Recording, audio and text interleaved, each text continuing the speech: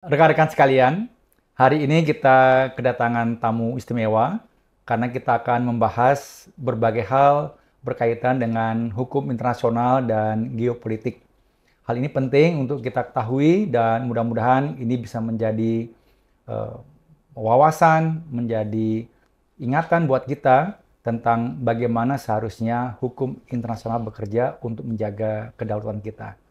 Bersama kita saat ini ada Prof. Hikmahanto. Selamat sore, Prof. Selamat sore, Pak Kamal. Sehat ya? Alhamdulillah. Nah, kita berada dalam jaringan alumni, Prof. Ya. Ceritanya.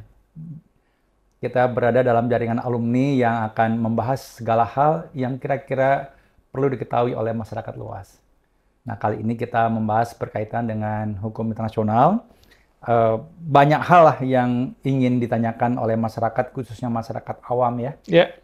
Apa sih sebenarnya yang membedakan antara hukum internasional dengan hukum nasional, terutama dalam hal penegakan hukumnya. Ilustrasinya itu kan kadang-kadang ada dispute kepentingan nih Ya. antara hukum internasional dengan hukum nasional. Kemarin kita baru saja dapat case, ada pekerja migran kita yang ditembak meninggal mati oleh aparat di Malaysia. Kemudian juga kita sering mendapatkan case juga ketika ada kapal asing masuk ke wilayah zona eksklusif kita, ZEE kita. Kemudian kita menangkap, kemudian menjadi dispute karena mereka merasa atau tidak mengakui lah bahwa mereka melanggar hukum karena dia tidak menjadi bagian dari perjanjian atau yang meratifikasi hukum internasional. Atau banyak lagi lah yang lain. Contoh yang lain tuh misalnya berkaitan dengan perubahan kebijakan. Kadang-kadang ada perubahan di dalam negeri yang kemudian merugikan negara-negara yang tadinya bekerja sama dengan kita, atau suatu negara yang bekerja sama dengan negara yang lain yang mengakibatkan kerugian akibat perubahan kebijakan. Menurut Prof itu bagaimana pandangannya? Apa sih yang membedakan di antara keduanya, terutama dalam hal penegakannya? Baik, ini saya panggil Pak Gamal, Mas Gamal, atau Majen Gamal. Bro. Ini soalnya saya nih dulu sahabatan sejak SMA ya, kelas 3 SMA, satu kelas. Cuman bedanya beliau duduk di depan yang pintar, saya duduk di belakang yang kurang pintar. Bahkan menjurus tidak pintar. Nggak, soalnya gini, kalau di belakang itu kan jarang dipakai otaknya, Prof. Iya. Nah, awet. Kalau Awet. kita di depan kepake terus habis. Ini gurauannya nih luar biasa. Oke, Mas Gamal aja lah. Jadi Mas Gamal, kalau ditanya apa bedanya hukum internasional dan hukum nasional gimana, dan nanti melihat kasus yang ada ya, saya ingin mengatakan begini. Kalau dalam konteks hukum nasional itu kan aturan-aturan yang berlaku di suatu negara. Karena apa? Setiap negara dia punya kedaulatan. Karena dia punya kedaulatan, dia bisa mengatur hukum yang berlaku di negara tersebut. Jadi ruang lingkupnya hanya pada negara tersebut. Nah, pertanyaannya adalah bagaimana kalau misalnya ada kepentingan tetapi di negara lain, ya, aturannya bagaimana? Misalnya, tadi Mas Gamal cerita tentang ada TKI kita yang terbunuh karena salah satu atau karena otoritas di Malaysia yang melakukan penembakan. Nah, tentu kita tahu bahwa kalau misalnya proses pembunuhan, kepolisian kita yang melakukan penyelidikan dan penyidikan. Tetapi karena ini di negara lain, tentu polisi kita tidak punya kewenangan. Karena kepolisian kita kan kepolisian Republik Indonesia. Jadi kalau udah di luar kedaulatan Indonesia, maka tidak punya kewenangan. Nah, disinilah pengaturan hukum internasional. Melalui apa? Misalnya perjanjian-perjanjian yang dibuat antar dua negara. Memang pada prinsipnya sih, polisi Indonesia tidak boleh melakukan proses penyelidikan dan penyidikan di negara lain. Kalau misalnya sekarang ada kejadian seperti ini, apakah yang disampaikan oleh pihak misalnya kepolisian Malaysia itu benar atau tidak gitu ya, itu kita tidak bisa langsung melakukan verifikasi. Ini yang harus diatur di dalam perjanjian antar negara. Misalnya saja, tentu proses hukum harus dilakukan di sana. Ada kecurigaan terhadap kecurigaan terhadap otoritas di Malaysia, ya wajar-wajar saja. Tetapi kita tidak boleh ikut intervensi. Sama contohnya ketika ada warga negara Malaysia yang diperas oleh anggota oknum kepolisian kita, ya. Mungkin di Malaysia juga ada kemarahan, tetapi kan Malaysia harus menghormati bahwa yang bisa melakukan proses hukum ya tentu pihak Indonesia. Kecuali kalau misalnya pihak Indonesia mengatakan bahwa karena kurang dipercaya, udah ayo silahkan ikut dan kemudian sama-sama kita diminta untuk melakukan pengawalan. Mungkin itu bisa. Tetapi kalau misalnya harus dilakukan proses hukum, nah itu tidak mungkin. Karena nantinya di pengadilan akan repot. Ya, kenapa repot? Karena nanti ditanya, Anda berwenang nggak melakukan proses hukum di misalnya Malaysia bagi kepolisian kita. Bukti-bukti yang dipegang itu dianggap sebagai bukan bukti nantinya. Nah itu yang perlunya ada perjanjian antar negara. Terus terang kejadian-kejadian di Malaysia itu banyak sekali. Nah, sayangnya kita Indonesia ini kurang proaktif untuk meminta kepada otoritas di Malaysia, pemerintah Malaysia, untuk ayo kita buat nih kesepakatan-kesepakatan. Memang ada satu MOU, tapi kalau saya tidak salah itu mengatur tentang ART. Nah, ini yang harusnya bisa diperluas lagi. Ya, sehingga dari masyarakat kita tidak mudah punya curiga ya bahwa otoritas Malaysia ya seolah-olah tidak serius menangani, tapi juga dari publik Malaysia juga tidak curiga dengan otoritas di Indonesia. Itu salah satunya. Yang kedua tadi juga sudah disampaikan mengenai masalah perbatasan laut gitu ya. Memang laut itu dibagi dua nih, laut teritorial dan laut lepas. Nah, di laut lepas itu ada kolom air dan kekayaan yang berada di bawah dasar laut. Itu yang bisa dimiliki oleh negara pantai. Ya, misalnya Indonesia kita punya zona ekonomi eksklusif. Tadi Mas Gamal sudah cerita. Nah, memang kalau kapal berlayar di atas zona ekonomi eksklusif itu karena berlayar di laut lepas ya tidak bisa hukum kita berlaku. Tetapi kekayaan kalau diambil oleh kapal tersebut, nah ini kita bisa permasalahkan karena itu harusnya kekayaan untuk kita. Nah, jadi dalam konteks seperti ini diaturlah ketentuan secara internasional. Dan sekarang ini ada yang namanya United Nations Convention on the Law of the Seas, UNCLOS atau Konvensi Hukum Laut 82 gitu ya. Nah, cuman permasalahannya adalah begini. Ketika kita mengklaim berdasarkan Konvensi Hukum Laut 82, mungkin tetangga kita tidak mendasarkan pada konvensi ini, tetapi didasarkan pada klaim sejarah. Karena secara sejarah kami pernah ada di sana, nelayan-nelayan kami, dan lain sebagainya. Saya ambil contoh konkretnya adalah antara Indonesia dengan Cina. Ya. Karena Cina mengklaim ada yang namanya 9 garis putus. Nah, 9 garis putus itu tidak didasarkan pada Konvensi Hukum Laut 82. Padahal Cina adalah anggota dari Konvensi Hukum Laut 82. Nah, tapi Cina mendasarkan pada alasan tradisional, 9-10 garis putus lah. Nah, sementara kita kan mengatakan nggak benar tuh apa yang diklaim oleh Cina. Sehingga sampai hari ini, secara teoritis, kita tidak mengakui 9 garis putus itu yang diklaim oleh Cina. Ya. Nah, jadi kalau sudah seperti ini, maka dari pihak Cina mendorong nih nelayan-nelayannya, udah kamu pokoknya ambil ikan aja, karena ini 9 garis putus. Sementara kan itu masuk di tanda kutip zona ekonomi eksklusif kita, dan dia tidak minta izin kita. Sehingga apa? Aparat penegak hukum kita, apakah dari pihak KKP, dari pihak TNI Angkatan Laut yang punya kewenangan untuk melakukan penegakan hukum, itu melakukan penangkapan.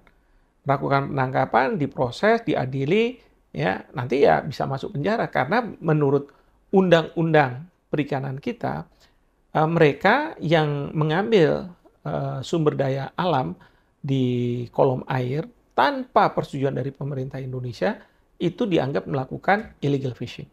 Dan berwenang otoritas kita untuk melakukan penangkapan terhadap mereka. Nah, itu yang kemudian jadi permasalahan. Karena apa? Ketidaksepakatan antar negara untuk menentukan wilayah zona laut mereka. Seperti itu. Nah, kan dispute itu, Prof. Ya. Kalau dispute, kembali kayak yang kita obrolin di awal tentang penembakan apa namanya pekerja migran kita itu, ya masing-masing kan punya legal standing sendiri. Betul. Kita mendasarkan bahwa ini melanggar hukum HAM ya, hukum internasional yang berkaitan dengan HAM. Tapi mereka mungkin juga bisa juga kekeh bahwa kami mempertahankan kedaulatan atau jurisdiksi, Ya. sehingga terpaksa melakukan tindakan-tindakan yang mungkin dianggap melanggar hukum internasional. Nah, kalau ada dispute seperti itu, apalagi kalau seandainya tadi Prof menyampaikan ada negara yang tidak mendasarkan ke UNCLOS ya. Terus yang dipakai apa dasarnya? Supaya nanti bisa jalan, khususnya yang berkaitan yang karena masih baru nih, kasus yang migran, pekerja migran tadi itu, apakah kita bisa meminta untuk Malaysia bersama-sama dengan kita atau mengundang pihak lain melakukan penyidikan secara independen gitu ya, sehingga memuaskan kedua belah pihak, seimbang ketika disampaikan ke publik memang faktual begitu, tidak menimbulkan kecurigaan yang merugikan kedua belah pihak. Gimana, Prof? Oke, pertama ya kalau ada dispute antar negara nih ya, itu diselesaikan dengan dua cara. Damai, atau pergi ke lembaga penyelesaian sengketa. Sebenarnya ada satu lagi cara, tapi yang sudah tidak dibenarkan lagi menurut hukum internasional, yaitu apa? Perang. Biar nanti siapa yang menang yang menentukan, kan gitu kan? Nah ini Mas Gamal ini tentara ini kan, nah, tentara itu ya kalau ada penugasan dari negara bahwa harus berperang ya berperang, walaupun musuhnya itu ya mungkin kita tidak tahu salahnya apa, tapi kan atas nama negara ya harus saya perangi kan gitu ya. Nah tapi gini, cuma dua cara itu yang sebenarnya diperbolehkan, damai atau berdasarkan lembaga penyelesaian sengketa. Kalau damai ini misalnya penyelesaian melalui channel-channel diplomatik, ya melakukan kesepakatan-kesepakatan yang dibuat oleh kedua negara. Tapi kalau lembaga penyelesaian sengketa biasanya pergi ke ICJ, International Court of Justice, atau lembaga-lembaga peradilan internasional lainnya. Ya, ada yang namanya PCA, Permanent Court of Arbitration, ataupun ada namanya ITLOS, International Tribunal for the Law of the Sea. Ya, macam-macam. Nah, tapi kaitan misalnya dengan tadi warga negara kita yang ditembak gitu ya. Pertama, pemerintah harusnya buat assessment. Ya, apakah proses hukum di Malaysia itu sudah tepat atau tidak? Karena dari informasi yang saya dapat dari media, itu ada yang mengatakan bahwa polisi di Malaysia melakukan AAPM sebenarnya, melakukan tindakan yang eksesif berlebihan. Tapi ada yang mengatakan bahwa warga negara kita justru akan melakukan penyerangan terhadap anggota AAPM ini. Lalu kemudian dilakukanlah penembakan itu. Nah ini kan kita nggak tahu yang benar yang mana. Nah ini kita harus serahkan kepada proses hukum yang ada di Malaysia. Kalau misalnya ada kejanggalan-kejanggalan ketika proses hukum itu dilakukan, nah ini yang kemudian kita bisa melakukan protes, lalu kemudian kalau dari pihak Malaysia mengatakan kalau untuk supaya lebih percaya, oke deh silahkan mengawal proses dilakukannya proses hukum yang dilakukan. Nah itu bisa dilakukan seperti itu. Saya masih ingat ya suatu ketika kita melakukan proses hukum di Papua kalau saya tidak salah, di mana Amerika nggak percaya karena itu waktu itu korbannya adalah warga negara Amerika. Akhirnya kita bilang kita undang, oke, kalau misalnya mau kebetulan dari FBI mau silahkan datang. Tapi mereka nggak boleh cawe-cawe gitu ya. Jadi dia hanya mengawal saja. Nah itu salah satu bentuk. Itu kesepakatan bisa dilakukan tetapi secara damai. Tapi kalau misalnya itu buntu, maka harus ke lembaga penyelesaian sengketa. Ya, apakah ke ICJ? Ya, misalnya terkait dengan Pulau Sipadan dan Legitan, kan kita permasalahkan tuh sebenarnya miliknya siapa sih, Malaysia atau Indonesia? Akhirnya kita bawa ke ICJ. Ya. Nah, demikian juga dengan 9 garis putus ini yang diklaim oleh Cina, sebenarnya pernah dibawa ke PCA, dan PCA, Permanent Court of Arbitration, sudah menentukan tahun 2016 bahwa 9 garis putus itu tidak dikenal dalam Konvensi Hukum Laut 82. Tapi kalau kita bicara masalah hukum internasional, ini sangat berhubungan dengan hubungan internasional. Dan hubungan internasional itu mengasumsikan pokoknya siapa yang kuat, dialah yang menang. Nah, di sini bedanya hukum nasional dengan hukum internasional. Kalau hukum nasional, nggak ada tuh, mau konglomerat sekalipun ya, kalau misalnya hukum itu mau ditegakkan, ya tidak ada cawe-cawe dalam bentuk uang dan lain sebagainya, bisa itu dikenakan. Masuk penjara itu, kalau misalnya konglomerat itu dinyatakan bersalah. Tapi kalau misalnya di dalam konteks hukum internasional, negara yang kuat biasanya mau mengabaikan aja. Ah, enggak, saya nggak mau ikuti. Dan itu yang dilakukan oleh sekarang ini Presiden Trump sudah mulai kerjanya sebagai presiden ya. Lalu ada masalah perdagangan internasional. Lalu beliau akan bilang, saya akan kenakan tarif yang tinggi terhadap produk-produk dari Cina misalnya gitu ya. Atau misalnya kemarin dengan Kolombia, karena dia akan mendeportasi warga negara Kolombia yang tidak punya izin tinggal di Amerika Serikat secara proper kembali. Lalu Presiden Kolombia mengatakan, nggak mau. Nah, Trump bilang, oke, kalau kamu nggak mau, saya akan kenakan tarif yang sangat tinggi terhadap produk-produk kamu yang diekspor ke Amerika Serikat. Ya. Nah, di situ Presiden Kolombia agak jiper juga sebenarnya. Karena apa? Banyak produk-produk dari Kolombia yang memang diekspor ke Amerika Serikat. Nah, akhirnya apa? Dia bilang, ya sudah, boleh dikembalikan. Ya. Padahal masalah tarif ini kalau mau diselesaikan, itu diselesaikan ke namanya Dispute Settlement Body yang ada di World Trade Organization, WTO. Tapi kan Amerika negara besar. Dia bisa abaikan begitu saja. Sama ketika Filipina sudah menang di PCA melawan Cina, lalu kemudian maunya dari pihak Filipina mengusir kapal-kapal Cina yang masuk. Oh, dihadapi dengan Coast Guard Cina yang lebih besar. Nah, ini yang jadi permasalahan. Antara hukum internasional ini dengan hukum nasional, karena hukum internasional ini sangat berhubungan dengan hubungan internasional. Dan kalau kita bicara hubungan internasional, itu kan nggak ada negara yang lebih tinggi daripada negara lain gitu ya, nggak ada pemerintahan dunia. Sehingga apa? Masing-masing negara merasa, ya saya lebih kuat gitu ya. Sekarang tinggal seberapa kuat negara yang kita hadapi. Seperti itu. Ya, terus kemudian apa gunanya diatur hukum internasional kalau tidak berlaku secara general gitu ya. Yeah.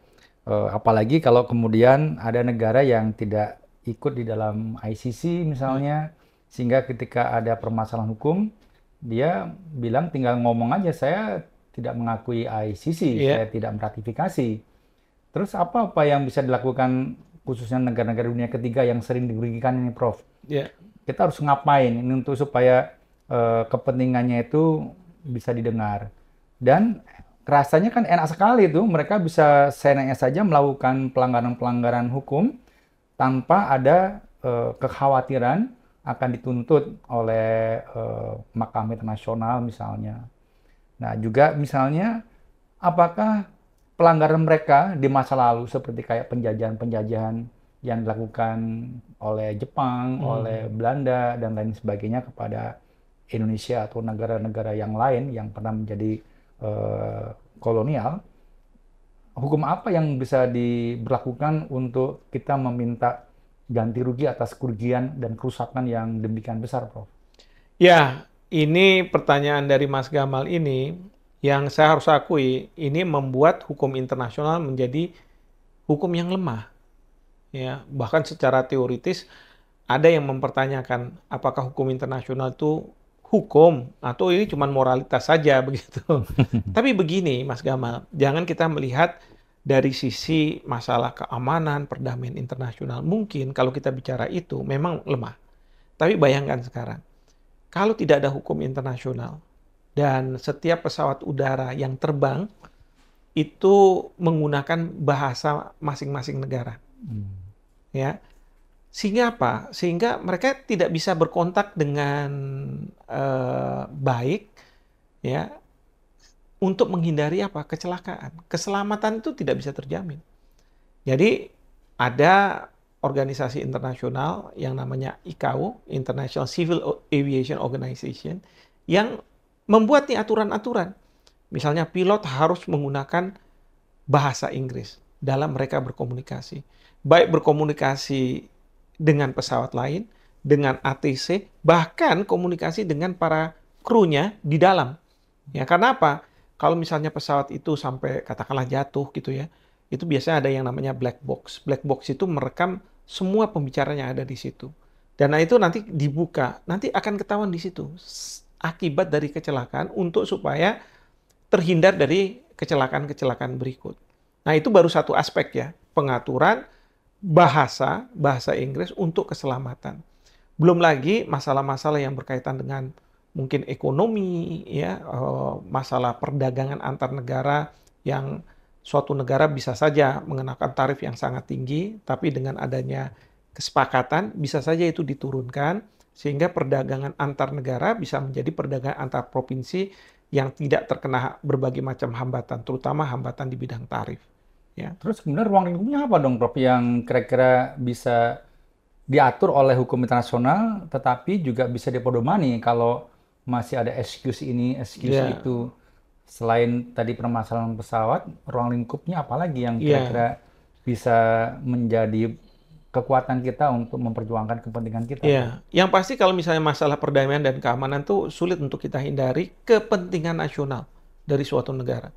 Ya, misalnya Amerika Serikat sebagai negara kuat, kalau Israel terus-terusan diserang ya sama negara-negara tetangganya, khususnya Iran, wah dia bilang saya tidak bisa mentolerir nih, sehingga apapun yang dilakukan Israel selalu dibenarkan oleh Amerika Serikat. Nah, tetapi bukan berarti bahwa hukum internasional itu tidak penting. Ya, hukum internasional penting, karena kalau misalnya tidak ada hukum internasional, mungkin negara-negara udah chaos nih sekarang ini. Tetapi yang jadi permasalahan yang dihadapi itu adalah hukum internasional digunakan sebagai legitimasi untuk melakukan tindakan. Tadi kan Mas Gamal bilang harus dipedomani. Idealnya hukum internasional adalah hukum atau aturan yang dipedomani oleh negara-negara. Tapi kenyataannya tidak. Kenyataannya adalah untuk membenarkan tindakan suatu negara. Misalnya saya ambil contoh ya, perang antara Ukraina dengan Rusia. Rusia menggunakan pasal 51 Piagam PBB. Karena mengatakan bahwa iya, saya melakukan serangan ke Ukraina karena Ukraina akan join NATO, dan kalau dia join NATO, maka serangan saya terhadap Ukraina berarti serangan kepada semua anggota NATO. Wah, saya kan bisa diserang habis ini. Oleh karena itu, sebelum saya diserang habis, saya lebih baik menyerang duluan. Jadi istilahnya anticipatory self-defense. Jadi pertahanan tapi mengantisipasi, kan gitu.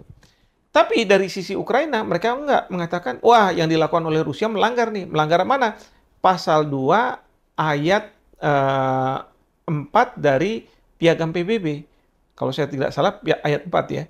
Karena di situ dikatakan, negara tidak boleh mengganggu territorial integrity, integritas dari suatu negara, ya, dengan menggunakan serangan atau ancaman serangan. Ini kan yang dilakukan oleh Rusia. Nah, sehingga apa? Ada dua kubu akhirnya. Nah, pertanyaannya adalah, adakah lembaga peradilan yang bisa menengahi mereka, membuat putusan? Nah, sayangnya ini nggak ada. Tapi kan ada ICJ. Oh, ICJ itu baru beroperasi apabila kedua negara sepakat untuk membawa ke ICJ. Kalau nggak bisa. Nah, memang itu yang kemudian jadi kelemahan-kelemahan hukum internasional. Tapi sekali lagi, di tengah kepesimisan ya berjalannya hukum internasional, saya tetap mengatakan bahwa hukum internasional ini tetap harus ada. Ya, tidak bisa kita, ya sudahlah, nggak usah pakai hukum internasional, akhirnya ya negara-negara ya saling bersaing tanpa ada dasar dan lain sebagainya begitu. Ya, tapi kan juga ini Prof ya, kondisi geopolitik juga sudah berubah. Betul. Apalagi banyak negara-negara yang sudah melompat maju, baik dalam kemampuan pertahanan keamanannya maupun ekonomi. Dulu mungkin didasarkan kepada pemenang Perang Dunia Kedua ya, Betul. sehingga ada beberapa negara yang diberikan hak veto. Nah, kita melihat atau banyak negara merasa bahwa sudah nggak relevan lagi.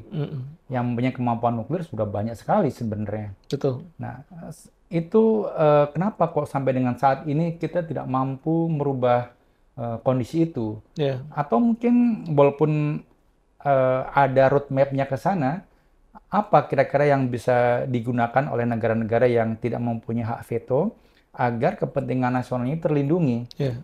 Nah, ini kan repot. Kita hanya berteriak-teriak di media, tapi sepanjang aturannya nggak dirubah, ya kita seperti penonton saja. Tadi Prof menyampaikan yang berkaitan dengan Filipina itu, dia sudah menang, tapi diabaikan, nggak bisa ngapa-ngapain juga. Ya memang begini ya, reformasi harus dilakukan, dan reformasi ini bukan hal baru lah. Misalnya reformasi di Perserikatan Bangsa-Bangsa. Kenapa hanya 5 negara itu yang punya hak veto, negara tetap dari Dewan Keamanan PBB. Nah sebenarnya sekarang ini kan harusnya didengar juga dong suara-suara misalnya dari Asia. Asia itu cuma Cina aja yang mewakili. Eropa ada 2, yaitu Prancis dengan Inggris. Sementara kalau di kontinen benua Amerika ada Amerika Serikat, ya kan? Lalu kemudian ada Rusia, walaupun di Eropa juga mungkin berbeda dengan Prancis dan Inggris. Karena apa? Mereka adalah pemenang perang, betul tadi yang disampaikan. Nah, ini reformasi mau dilakukan. Cuman kalau saya lihat nih di Piagam PBB ditentukan reformasi boleh dilakukan, ya. Pasal-pasal bisa diganti di Piagam PBB, tetapi harus mendapat persetujuan dari 5 anggota Dewan Keamanan PBB. Tidak boleh ada satupun negara yang veto. Nah, kalau kita sudah nyaman di situ, ya kan? Ya pasti kita nggak mau dong ada perubahan. Sehingga apa? Ada proposal, veto. Proposal, veto. Sehingga apa? Coba bayangkan, ini hebatnya Bung Karno. Beliau mengatakan, ini kita harus rubah. Ya. Beliau memunculkan yang namanya New Emerging Forces Organization. Jadi sebuah organisasi yang baru, ya, dan mereka ini adalah emerging, ya.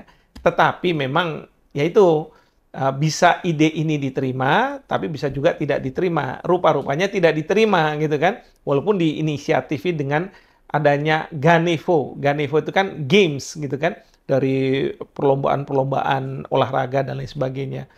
Nah, sayangnya nggak bisa diterima. Artinya masyarakat internasional belum mau, gitu kan? Ada juga sekarang nih, kalau dibilang ekonomi, kan ada OECD, ada Amerika Serikat yang mendominasi. Sekarang dimunculkan BRICS gitu kan. Nah tinggal nih, BRICS ini serius atau enggak? Atau cuman omon-omon aja, atau cuman gertak-gertak aja. Kalau cuman omon-omon gertak, ya selesai, nggak ada apa-apa. Tetapi kesadaran ya dunia terhadap kita perlu ada keseimbangan, itu sudah semakin lama semakin meningkat. Tinggal ibarat bola, kapan ini ditendang supaya gol ini kan, masih lama. Tapi juga jangan pesimis karena begini, misalnya Amerika Serikat kan selalu mendukung Israel. Tapi kita lihat, rakyat di Amerika banyak loh yang mendukung rakyat Palestina. Bahkan mereka tidak setuju dengan pemerintahannya. Nah, kita harus juga berpikir bahwa harusnya yang kita dekati bukan pemerintahnya, tetapi rakyat di negara tersebut. Sehingga rakyat ini nantinya akan bilang kepada pemerintahnya, jangan kita teruskan, karena ini tidak fair, dan sebaiknya kita rubah. Nah, itu. Ya, jadi kalau dalam konteks hubungan internasional, banyak yang mengatakan, atau hukum internasional ya, negara-negara. Padahal di dalam negara itu kan ada pemerintahan. Pemerintahan itu tergantung dari partai yang akan memenangkan pemerintahan itu ya. Partai kanan, partai kiri, partai tengah. Kan ada macam-macam itu. Koalisi. Lalu belum lagi nanti di level rakyatnya. Karena rakyatnya itu belum tentu juga mereka sejajar atau garis lurus dengan pemerintahnya. Nah, justru rakyat itu kalau dia dalam pemilu nanti atau pilpres, dia bisa mengatakan, saya nggak mau presiden yang modelnya kayak gini, saya maunya seperti ini. Jadi tetap kita harus ada optimisme bahwa aturan itu sudah berubah. Dan saya selalu ingatkan juga nih Mas Gamal ini, terutama untuk generasi muda ya. Kita dulu Indonesia itu kan setiap pulau besar itu dia punya laut teritorial mereka masing-masing. Dan kita seolah-olah dipisahkan oleh laut. Karena ada kapal yang bisa mondar-mandir di situ. Nah, ini yang waktu itu pemerintah membuat panitia tetap untuk memikirkan bagaimana caranya untuk bisa kita tuh aman dari kapal-kapal musuh. Nah, salah satu anak muda itu adalah Prof. Mokhtar Kusumaatmadja. Waktu itu Pak Hairul Saleh mengatakan, ini kenapa nih Pantap ini kok belum selesai? Pak Mokhtar dipanggil, kamu anak muda, gimana nih? Beliau mengatakan, ya menurut hukum internasional ya memang 3 mil itu. Lalu Pak Hairul marah, dia bilang, ya kalau misalnya anak muda cara berpikirnya kayak begini, kapan kita ini akan melakukan revolusi untuk dunia? Ya kan?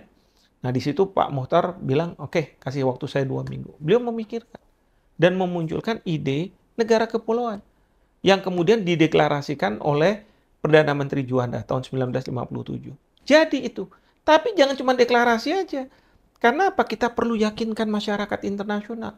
Bahkan kita harus membuat kata atau kalimat di dalam perjanjian internasional itu. Dan itu yang dilakukan oleh Prof. Mokhtar dengan teman-temannya. Termasuk baru saja meninggal almarhum Prof. Hasim Jalal. Nah itu akhirnya jadi. Artinya apa?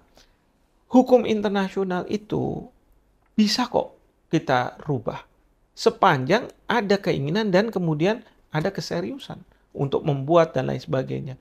Dan kalau misalnya kita dari negara-negara berkembang harus dimunculkan pakar-pakarnya. Jangan cuman pakar-pakar dari barat saja kan, pemikiran-pemikiran barat. Demikian juga nanti di ICJ misalnya International Court of Justice itu kan harus banyak negara, ya. Tapi banyak negara ini harus bisa memunculkan misalnya ada negara di Asia, negara berkembang. Tapi hakimnya harus punya pikiran sebagai negara berkembang. Jangan kemudian memang dari Asia, tapi cara berpikirnya seperti orang Barat. Ya nggak akan merubah kan kayak gitu kan. Nah ini yang kita harus punya, seperti itu. Iya, nah ini memang bukan kepengen flashback ya. Cuman kadang-kadang kita merasa ada beberapa hal perjanjian internasional yang mungkin di masa lalu itu kurang menguntungkan untuk mempertahankan kepentingan nasional kita. Betul. Nah, terus bagaimana kita melakukan mitigasi gitu, Prof ya? Misalnya berkaitan dengan fear, misalnya kalau dianggap sebagai sesuatu yang ada klausul yang mungkin merugikan, bagaimana kita bisa melakukan mitigasi supaya hal-hal yang di kemudian hari diketahui kurang menguntungkan itu bisa diperbaiki. Juga masalah pengungsi, seolah-olah kan negara-negara berkembang ini kan menjadi tempat transitnya pengungsi-pengungsi. Nah, terus bagaimana kita bisa melakukan penolakan kalau mereka sudah datang? Kan kita juga dilarang untuk melakukan tindakan-tindakan yang di luar kemanusiaan. Tapi kemudian ketika mereka datang menjadi beban. Bukan hanya beban ekonomi, tapi juga beban berkaitan dengan sosial, budaya, bahkan juga mungkin berkaitan dengan keamanan. Dan ini sudah terjadi, ini sudah terbukti juga. Nah, upaya kita bagaimana ke depan, Prof? Ya, jadi gini Mas Gamal ya. Hukum internasional itu kan aturan yang sebenarnya awal mulanya tuh dari Eropa. Ya, karena apa? Karena kalau diterasir literatur yang bicara soal hukum internasional, itu muncul di Eropa. Karena Eropa itu ada Imperium, Roman Empire, Imperium Romawi yang jatuh, yang kemudian kerajaan-kerajaan di bawah itu mereka bertanya, aturan mana yang harus berlaku untuk kita? Nah, disitulah muncul hukum internasional. Bahkan kalau ditarik ke belakang sih sebenarnya hukum antar bangsa-bangsa gitu kan. Bangsa ini dengan bangsa itu berinteraksi gitu ya. Lalu aturan mana yang berlaku nih? Nah disitulah muncul dulunya the law of nations. Kemudian sekarang menjadi international law. Karena basisnya adalah negara bukan lagi bangsa. Nah tapi aturan itu sangat Eurocentric. Nah ini saya tulis nih di dalam pidato pengukuhan guru besar saya tahun 2001. Tentang konflik kepentingan negara berkembang dan negara maju. Ya. Dalam konteks hukum internasional. Karena saya mengatakan bahwa hukum internasional itu sangat Eurocentric. Nah, oleh karena itu, setelah kita merdeka, banyak negara-negara merdeka, termasuk negara-negara berkembang ini, maka negara-negara inilah yang harusnya rewrite di international law. Ya. Nah, tapi kalau misalnya buku-buku itu tetap dari barat, ya susah juga. Nah, kita harus bisa menggali, gitu kan. Termasuk misalnya masalah fear. Masalah fear itu kan sebenarnya masalah keselamatan, gitu ya. Yang pokoknya di dunia ini semua harus tercover. Jadi kalau pesawat terbang, ya sudah dari ATC, itu nanti dipandu oleh fear. Nah, di atas, di ruang udara itu kan nggak ada, misalnya ancer-ancer dan lain sebagainya. Nah, itu harus dipandu oleh yang namanya fear. Nah, bisa saja FIR itu di atas wilayah kedaulatannya dia, tapi yang mengatur bukan dia secara Flight Information Region. Misalnya di Timor Leste, itu Indonesia yang mengatur. Tapi dengan catatan suatu hari nanti kalau Timor Leste bilang, enggak saya kuat, udah bisa, silakan diambil. Demikian juga di wilayah kita, di atasnya Batam Bintan itu, pesawat-pesawat yang mau ke Singapura, itu yang mengatur FIR-nya, itu bukan kita, tetapi Singapura. Karena itu pernah diperjanjikan antara Belanda dengan Inggris. Nah, ini kan sudah berjalan berapa tahun. Bahkan Presiden Jokowi dalam kampanye bilang, pokoknya kita akan ambil alih. Dan memang 2021 kalau saya nggak salah, kita sudah buat sama Singapura. Cuman memang sudah dikembalikan FIR-nya ke Indonesia, tapi dari 0 sampai 36.000 kilometer, kita harus mendelegasikan balik ke Singapura. Ya sama aja sebenarnya Singapura. Memang di atas 36.000 memang kita kendalikan. Tapi kalau misalnya 36.000 ke 0 gitu ya, mendarat itu, ya itu Singapura. Karena bagi Singapura, FIR ini penting. Karena apa? Changi itu kan menjadi hub. Kalau misalnya FIR ini dikelola oleh Indonesia, mereka nggak percaya. Takut-takut nanti salah dan lain sebagainya. Nah, tentu sekarang bagi kita nih Indonesia, kita harus bisa meyakinkan ke Singapura dan dunia bahwa kita mampu. Kalau kita mau mengambil FIR itu, ya. Nah, cuman sayangnya dalam perjanjian FIR yang 2021 itu disebutkan 25 tahun. Pertanyaannya adalah apakah 25 tahun ini nggak terlalu lama gitu kan? Harusnya 5 tahun sekali aja dilihat. Oh, kalau misalnya memang kuat, oke, ambil. Tapi kalau enggak, ya udah yang 5 tahun berikutnya. Tapi jangan 25 tahun gitu menurut saya begitu ya. Ya, tapi inilah makanya kita ini orang-orang Indonesia ini harus juga punya orang-orang yang ahli di dalam membuat perjanjian antar negara ini, ya, sehingga kita tidak mudah dikelabui oleh lawan. Memang saya selalu bilang licik dengan cerdik itu bedanya tipis, ya kan? Kalau kita berlawanan sama orang itu, kita bilang licik, tapi orang itu oleh atasannya dibilang kamu hebat, kamu cerdik, ya kan? Jadi tipis saja. Itu kalau misalnya kita bicara mungkin masalah fair gitu ya. Jadi misalnya masalah pengungsi. Ini yang nggak fair nih. Ya. Kenapa? Ada konvensi tentang pengungsi. Yang sekarang banyak jadi anggota, ini sebenarnya negara-negara maju. Tapi negara-negara maju sekarang terbebani dengan pengungsi. Ya, karena apa? Udah pergi aja ke Perancis, pergi aja ke Australia, pergi ke ini dan sebagainya. Memang pengungsi yang diatur adalah pengungsi yang seharusnya dikejar-kejar oleh negaranya, begitu kan? Tapi kadang-kadang dikelabui pengungsi yang datang untuk mendapatkan kehidupan yang lebih baik, ya. Kan begitu?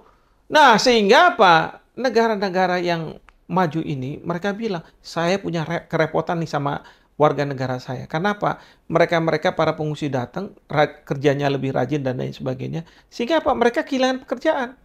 Nah, akhirnya apa? Nggak boleh. Nah, akhirnya disuruh ditampung di mana?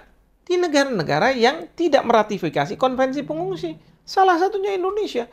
Jadi mereka yang dari Afghanistan, dari Iran, yang mau pergi ke Australia ini, dari mana-mana, bahkan juga dari Rohingya, itu mandek di sini. Kalau udah sampai di sini, itu kan pertama, kita ini masih banyak rakyat miskin. Ya kan?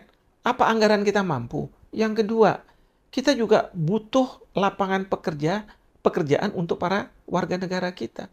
Nah, kalau misalnya ada mereka, masa mereka nggak kerja? Lalu pendidikan. Emang kalau mereka bawa keluarga terus nggak pendidikan? Ya, sementara kita masih belum nih tuntas menyelesaikan masalah pendidikan untuk seluruh bangsa Indonesia ini. Macam-macam. Tapi ya itulah kepentingan negara-negara maju. Udah Indonesia, kamu bagus, hebat, kamu menghormati HAM. Nah, kita kadang-kadang udah senang kayak begitu itu. Tapi kita di beban kita nih, di pundak kita. Yang seharusnya menurut saya harusnya tidak seperti itu. Jadi ini yang kita harus suarakan. Ya, kita harus suarakan. Kita harus cari solusi. Bukan berarti kita mau menolak biar aja mati. Enggak, gitu kan. Tapi harus ada solusi. Misalnya ya, solusi saya taruh aja di pulau terpisah kayak ada Pulau Galang dulu. Ya, tapi infrastruktur semua dan lain sebagainya harus negara-negara yang mampu yang membayari. Ya kan, jangan kemudian dibebankan ke Indonesia semua. Wah, berat itu namanya. Kira-kira seperti itu. Prof, ini karena waktunya sudah sangat mepet ya, Tanpa terasa. tanpa terasa. Sebenarnya banyak lagi yang pengen saya obrolin. Kita mungkin akan ketemu lagi, Prof. Ini mungkin closing statement aja.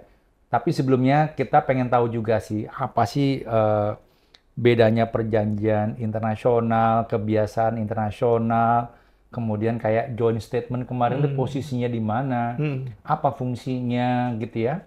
Kemudian terkait dengan hukum internasional ini, apa yang mesti kita kerjakan untuk menjaga kedaulatan kita. Karena jangan sampai terulang ya kerugian-kerugian yang nanti mungkin akan terjadi lagi di masa depan. Kira-kira bagaimana, Prof? Ya, yang pasti memang perjanjian internasional dengan misalnya kebiasaan internasional memang ada bedanya. Karena itu merupakan sumber hukum internasional di samping prinsip-prinsip hukum umum. Nah, bedanya apa? Kalau kebiasaan internasional itu tidak tertulis, tapi dianggap sebagai suatu praktek-praktek yang terpelihara untuk jangka waktu yang lama dan dianggap sebagai suatu kebiasaan. Nah, kalau perjanjian internasional ya memang harus tertulis, harus disepakati, gitu ya. Ada prosesnya. Nah, saya ambil contoh terkait dengan negara kepulauan. Sebenarnya sudah ada perjanjian internasional di UNCLOS, tapi kan Amerika Serikat merasa tidak terikat. Tapi kan kita bisa mengatakan, kamu harusnya terikat. Dasarnya apa? Kebiasaan hukum internasional. Karena ini dipraktekkan oleh banyak negara. Tapi sampai hari ini, karena Amerika Serikat negara besar, dia bilang, enggak, saya nggak mau. Ya kan? Sehingga apa? Selalu Amerika Serikat berlatih perang di situ. Di wilayah yang dianggap sebagai laut lepas. Tapi di dalam perairan kepulauan kita nih. Ya kan? Itu kalau dalam hukum internasional ada istilah persistent objector. Persistent objector itu yang mengatakan, pokoknya saya harus mengatakan saya tidak mau terikat terhadap kebiasaan internasional. Nah, ini yang sekarang ini dilakukan oleh Amerika Serikat. Maka mereka bermanuver pesawat dan lain sebagainya sampai pada suatu ketika dulu ada pesawat namanya Borak, ya, kaget gitu melihat kayak gitu. Ini kan bisa mengganggu keselamatan. Dikasih tahu sama otoritas kita, wah, angkatan darat terbang. Tapi kalau dihadapi Amerika Serikat ya bingung juga kan kita. Balik aja dulu gitu kan. Akhirnya kita permasalahkan di ICAO karena ini mengganggu keselamatan penerbangan sipil. Nah, hal seperti itu ya, itu yang kita sebut sebagai kebiasaan hukum internasional. Jadi praktek-praktek negara. Sementara kalau perjanjian sudah ditandatangani. Kalau joint statement itu sebenarnya kalau kepala negara, kepala pemerintahan habis bertemu, lalu mereka menyampaikan sesuatu ke media. Nah, mereka buat yang namanya statement pernyataan bersama, joint statement. Sebenarnya bukan instrumen hukum. Nah, tetapi pada waktu kemarin Presiden Pak Prabowo pergi ke Cina, itu dibuat joint statement. Intinya adalah kita akan melakukan kerjasama, joint development, ya, terhadap overlapping claims. Nah, banyak negara-negara itu kaget. Sejak kapan Indonesia punya overlapping claims dengan Cina? Karena selama ini Indonesia selalu konsisten tidak mau mengakui 9 garis putus. Wah, maka banyak negara yang kaget, termasuk juga saya sebagai ahli hukum internasional, kaget juga. Karena apa? Kok kebijakannya berubah? Tapi ketika Bapak Presiden pergi ke Washington DC, buat joint statement dengan Presiden Biden ketika itu, di situ disebut bahwa pokoknya hukum internasional harus jadi patokan dan UNCLOS yang terrefleksi dalam UNCLOS. Bahkan juga menyebut putusan Mahkamah Arbitrase Internasional tahun 2016 yang tidak mengakui 9 garis putus itu. Wah, sekarang udah berubah nih Pak Presiden. Mantap saya bilang kan. Karena ini udah kembali ke posisi awal, ya kan? Bahkan Bapak Presiden di doorstop mengatakan bahwa pokoknya kita akan kerja sama siapapun, tapi kalau udah urusan kedaulatan tidak. Ini tegas gitu ya. Meskipun sampai hari ini nih Cina masih mendorong-dorong Indonesia. Ingat ya joint statement kemarin, ayo kita berunding. Nah, ini dia. Nah, ini yang terus terang dalam mengambil kebijakan harus diperhatikan hukum internasional. Ya, jangan sampai kebijakan itu sebenarnya di luar yang diatur dalam hukum internasional. Saya rasa itu, Mas Gamal. Wah, terima kasih Prof. Nggak terasa ini udah berapa menit kita berbincang-bincang, padahal masih banyak lagi yang pengen kita bahas. Tapi saya rasa rekan-rekan, apa yang disampaikan oleh Prof. Hikmahanto bisa menambah wawasan kita, dan khususnya kalian, anak-anak muda, menjadi giliran kalian untuk bagaimana melalui hukum internasional ini kalian bisa menjaga kedaulatan Republik Indonesia. Tugasmu berat, belajar yang hebat, dan terus melatih kemampuan di dalam berdiplomasi. Tetap semangat. Terima kasih, Prof. Terima kasih. Semangat.